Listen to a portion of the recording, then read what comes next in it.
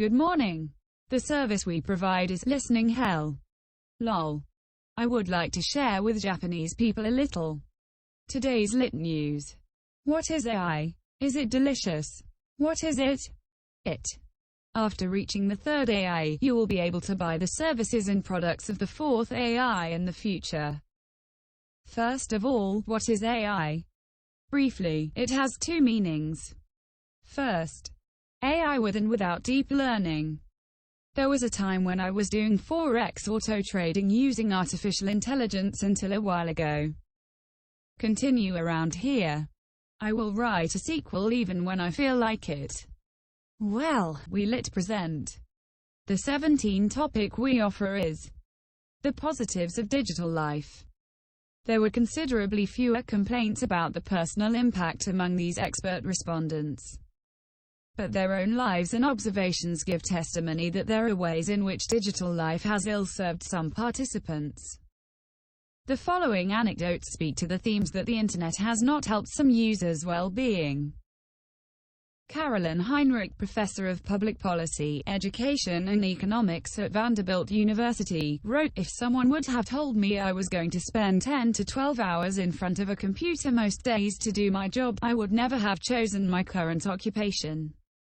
But it seems like most jobs these days require constant computer use. We do everything electronically now: communications, writing, documentation, searching for information, etc. Or filling out a survey like this one. I would much rather be having this conversation via a phone survey than sitting and typing at my computer. Also, we text and email in most of our personal communications now, too, rather than speaking by phone or meeting up in person. I email with a colleague 2 office doors down from me rather than arranging a meeting. The consequence for me physically is that I am sitting too much and I have chronic back and neck pain, as well as tendinitis, from repeated motion and leaning into a computer monitor.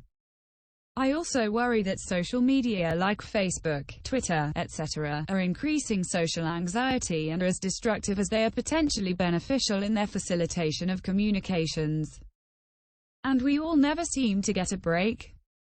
I wake up in the morning and cringe at how many emails I already have waiting for me to attend to, and the need to keep up takes away from my time in more concentrated and potentially productive endeavors."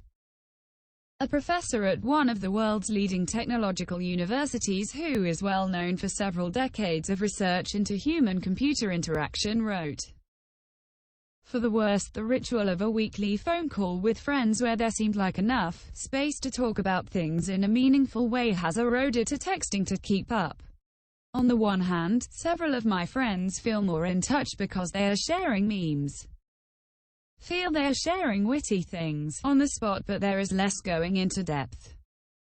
We don't seem to be able to maintain both. That is what is so curious."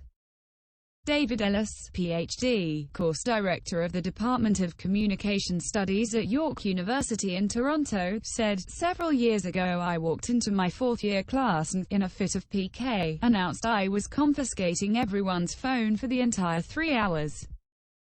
I later upped the ante by banning all digital devices in favor of pen and paper. Some unusual revelations have emerged since then, including some happy outcomes from going digital cold turkey. The students in my courses are there to learn about telecom and internet technologies. On the surface, it looks like a perfect match: hyper-connected digital natives acquiring more knowledge about digital. If only. The sad truth is they suffer from a serious behavioral addiction that makes it pretty much impossible for them to pay attention to their instructors or classmates. It also turns out these self-styled digital natives don't know anything more about digital than their elders. At the start of classes, students react with predictable shock and annoyance when I confiscate their phones. Some even drop out rather than suffer the indignity of being offline for an entire class. Yet to pretty much everyone's surprise, redemption comes to almost everyone. Within a month, I get enthused reactions about how good it feels to be phone deprived. Grades go up, along with the quality of class discussion. Some students report this is the first time they've been able to concentrate on the course material. or it's the only course in which they've learned something. That would be flattering if it weren't such a sad indictment of the state of higher education today, where classrooms have become a wasteland of digital distraction. It's tempting to assume our hyper-connected 20-somethings are the authors of their own fate, and have only themselves to blame for not getting the best from their education. Except it's not that simple. First, students are behaving exactly like the grown-ups in our tech-addled culture, ditching their moment-to-moment social responsibilities for another jab at the screen. Second, the unseemly classroom behavior is a coping strategy for many students, who have to put up with indifferent professors in a pervasive campus culture that casts them in the role of customers rather than learners. And third, they have many enablers, the instructors who see not paying attention as the new normal, the parents who can't bear to be out of touch with their kids for even an hour, and the campus administrators who turn a blind eye because of their own obsession with new technologies as a panacea for every institutional problem. For all their initial resistance, however, depriving students of their devices for 3-hour stretches has turned out to be a remarkably simple and effective solution. There's also good research that students are less effective at learning their course material when they're online and ignoring the instructor. Not to mention studies showing that students learn more and better using pen and paper instead of keyboards and screens.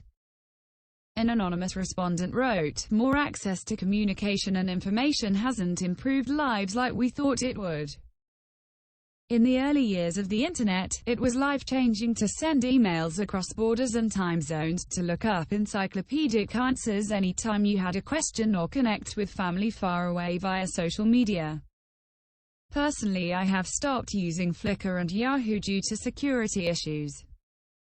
I have stopped using Facebook because of the unreliable and untrue information shared there, and constant political fighting, and email has grown to a bloated box of messages I really don't enjoy reading anymore. I do enjoy Instagram, and its fictionalized escape from reality via beautiful photography, but I find myself using social media, email and search much less than I used to. There isn't enough novelty to want to Google everything I wonder about in a day. I'd get nothing done. I do work in digital, so I make a living from understanding how this all works, and I am dismayed at the way it has changed over the last 20 years.